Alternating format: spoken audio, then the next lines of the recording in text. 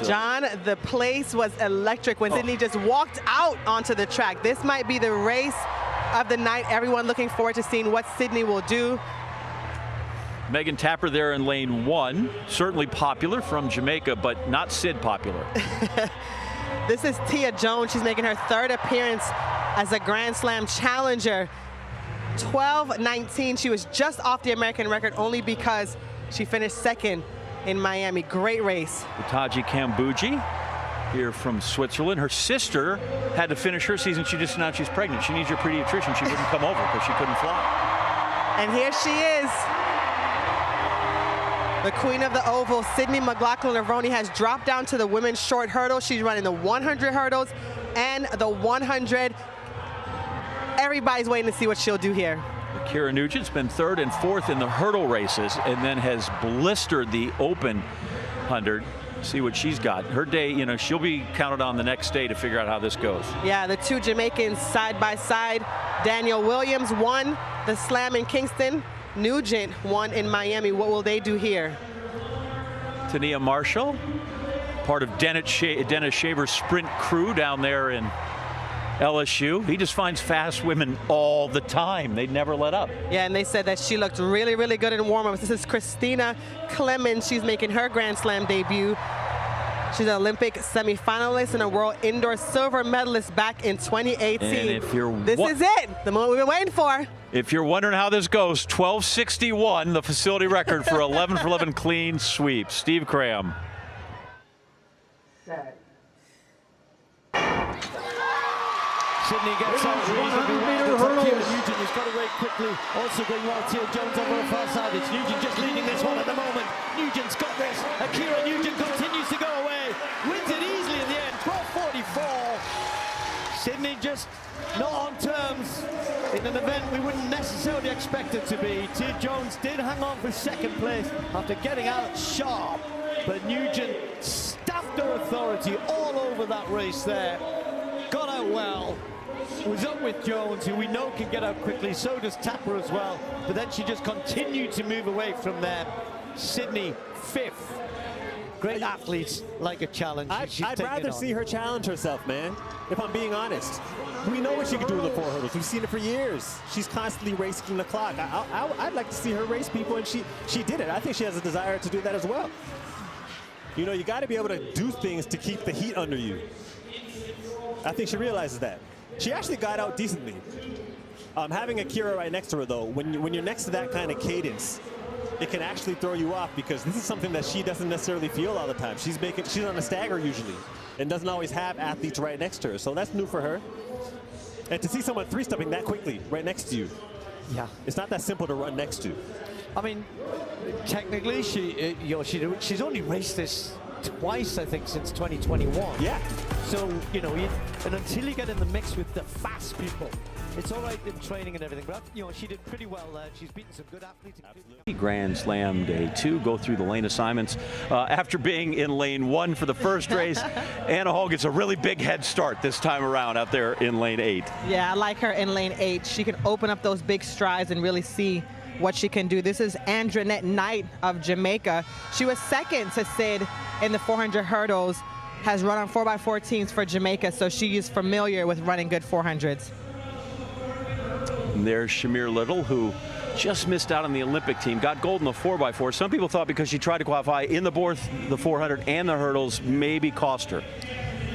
And here is the woman that a lot of people, one of the greatest athletes on the track. She's 3 times a world record holder over 400-meter hurdles, and she really wants to do special things in the 400 as well, John. So I think this gives her the opportunity to get the practice that it takes to be great at 400 meters as well.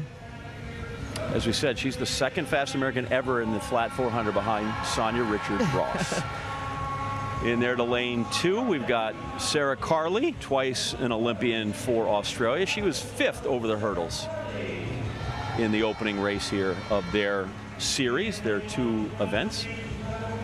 And rounding out the field, Cassandra Tate, now 34 years old, has been a staple of part of the 400 hurdles for a really long time. Tough lane draw for her. but she has a lot of experience. That's a tight curve for everybody when they got to go around. Once around, no hurdles. I figure what? Give us 50 seconds. It'll be the best 50 seconds of your day. A bit of a long hold there, but they're away safely. Sydney McLaughlin-Levrone moving up on Shamir Little, already out on the outside. We're watching for this battle for second place perhaps, and Anna Hall has started quickly down the back straight. Shamir Little now really moving up on Adrianette Knight as well. So Little's really getting into this. Sydney's got somebody to work off here, chasing Shamir Little, perhaps holding her through that first 200 metres. Maybe a little bit breezy down the back straight, and now the stagger starts to unwind. Anna Hall on the outside in 8. Right there with Sydney McLaughlin-Levrone, but when they come into the home straight, that's going to turn into a 3, 4, 5 metre lead. And away she goes now. The speed and the strength and the poise, gliding down the home straight. Others are fighting behind her. Hall's trying to hang on ahead of Adrianette Knight. It's going to be Sydney to take it, 49.7, and Anna Hall gets second place. The gap here was small, whereas in the 400 metre hurdles, Adrianette Knight had 3.5 tenths, which is more like sort of 3 meters or so. Here, look at the gap. Hall fought hard. There's Sydney away, closest to the camera. Hall outleans, outdips Adrianette Knight, but the gap not big enough. This time, it was only 12 hundredths of a second, so it means the Jamaican will take second place. I think Sydney looked pretty comfortable the entire way. 49.69 like that. I mean, that's something that she can feel happy about. What I like about Sydney is that the running position that she sets up in is very, very good. Very good range to the back, very good range to the front. Hips right in front of her. Very stable. You can do a lot of things with that type of running form. And she does do a lot of things with that kind of running form. There's the champ, Sydney McLaughlin-Levrone, and Sonia, every time I see, it's like you really want to see somebody push her and get a good race. A bit of a long hold there, but they're away safely. Sydney McLaughlin-Levrone moving up on Shamir Little, already out on the outside. We're watching for this battle for second place perhaps, and Anna Hall has started quickly down the back straight.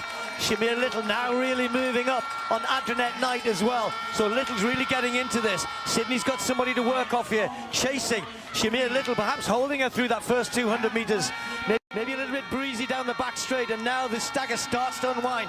Anna Hall on the outside in 8.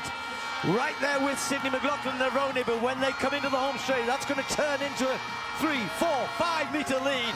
And away she goes now. The speed and the strength and the poise, gliding down the home straight. Others are fighting behind her. Hall's trying to hang on ahead of Adrianette Knight. It's going to be Sydney to take it, 49.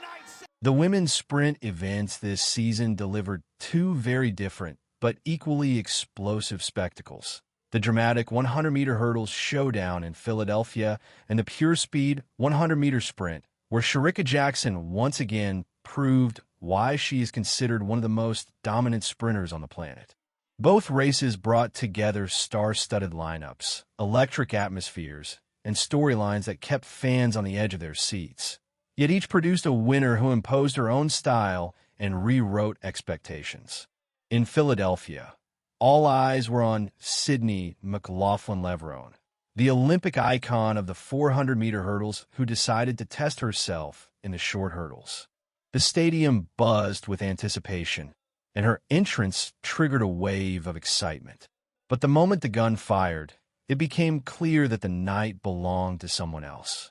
Akira Nugent, already gaining momentum after her Miami Grand Slam victory, delivered a breathtaking performance. Sharp technique, blazing rhythm, and total confidence over every barrier.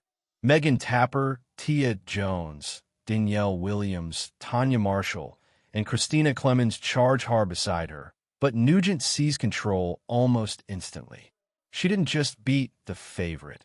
She completely shattered the narrative that this race would revolve around McLaughlin-Levrone. Nugent's run was a statement of fearlessness and the rise of a new Jamaican hurdle powerhouse. In contrast, the women's 100-meter flat race offered a more predictable storyline, yet one no less thrilling. Shericka Jackson, the reigning queen of the 200 meters, stepped onto the track as the undisputed favorite. The field, however, was packed with elite talent. Elaine Thompson-Herah, the Olympic legend. Natasha Morrison, always dangerous in top form. Brianna Williams, young and hungry, and strong contenders like Shashali Forbes and Alana Reed. But Jackson, positioned in lane 5, delivered a masterclass.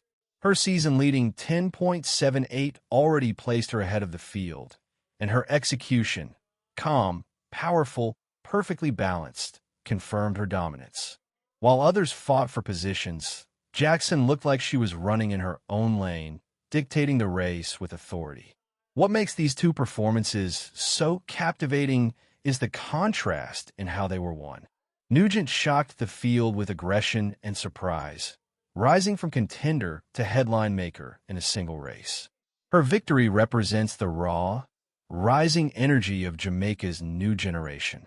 Jackson, on the other hand, triumphed with experience and precision, the calculated dominance of an athlete at the peak of her craft. Together, these races highlight the incredible depth of Jamaican women's sprinting. Jackson continues building her legacy as one of the greats, while Nugent begins carving out her own path with confidence and fire. Both races proved one thing. Jamaica's Sprint Factory is not slowing down. It's evolving, expanding, and producing stars who can own any stage, any distance, and any moment.